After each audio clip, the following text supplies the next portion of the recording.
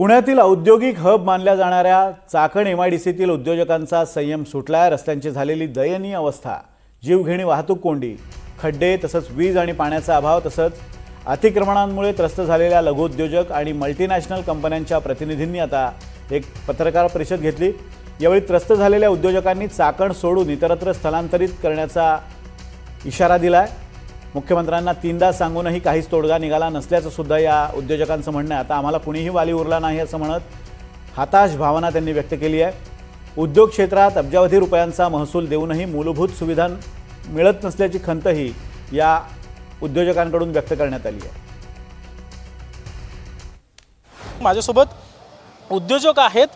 20 कंपन्या चाकण एमआयडीसीतून सातारा जिल्ह्यातील खंडाळा एमआयडीसीत जाण्याचा निर्णय होतो। सर, काय एवढा कठोर तुम्हाला निर्णय घ्यावा लागतो? मी धनंजय शेडबाळे, दीक्षा एक्सपोर्ट्स कंपनीचा संचालक। गेली 2 वर्षे आम्ही चाकणमधल्या मूलभूत ज्या काही रस्त्यांच्या समस्या आहेत, पाण्याच्या समस्या आहेत किंवा इलेक्ट्रिसिटीच्या समस्या आहेत त्याबद्दल बोलतो आहोत। कचऱ्याच्याही समस्या आहेत, पण त्याच्यावर समाधानकारक उत्तर मिळत नाही। आम्हाला प्रवास करताना किंवा आमच्या गाड्या जेव्हा किंवा मुवमेंट जे काही त्याचे होते, रॉ मटेरियल जे काही तर आमचे जे काही फिनिश गुड्स म्हणू आपण, ते जेव्हा दिलं जातं आमच्या कस्टमरकडे तर त्यामध्ये अक्षम्य दिरंगाई होते। प्रचंड प्रमाणामध्ये ह्या सगळ्याचा ताण आणि कार्यक्षमतेवर येतो। पैशाचा खरं सांगायचं तर अपव्यय होतो, आमचं बजेट बसत नाही। ह्या सगळ्या गोष्टींमुळे दुर्दैवाने 2 वर्षे फॉलोअप घेऊनसुद्धा म्हणजे मुख्यमंत्र्यांपासून खाली जिल्हाधिकारी, PMRDA आणि काय जे कोणी अधिकारी दोन वर्षांपासून सर फॉलोअप घेताय तुम्ही। मुख्यमंत्री वारंवार सांगत असतात की उद्योजकांना कुणीही त्रास दिला तर त्याला आम्ही सोडणार नाही। मात्र उद्योजकांना ज्या पायाभूत सुविधा लागत आहेत ते देण्यात कुठंतरी सरकार कमी पडतंय। मुख्यमंत्री महोदयाने जे सांगितलं त्यामध्ये जो गुंड आणि बाकी सगळ्या गोष्टीचे असं मी खरं तर तो विचार करतो। सुदैवाने तो काही त्रास राहिला नाही, पण ही दुसरी जी आपत्ती आहे तर ह्या आपत्तीला मात्र सरकारलाच निर्णय घ्यावा लागेल, सरकारला त्याच्यावर काम करावं लागेल। साहेब, सगळ्यात महत्त्वाचं म्हणजे मी 99 सालापासून इथं आहे चाकण एमआयडीसीमध्ये।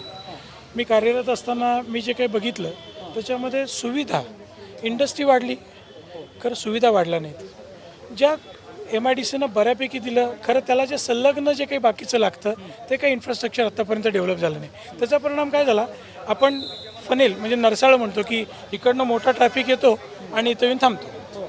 आता इथली डेव्हलपमेंट झाली नाही तर पुढं कुठं जायचं?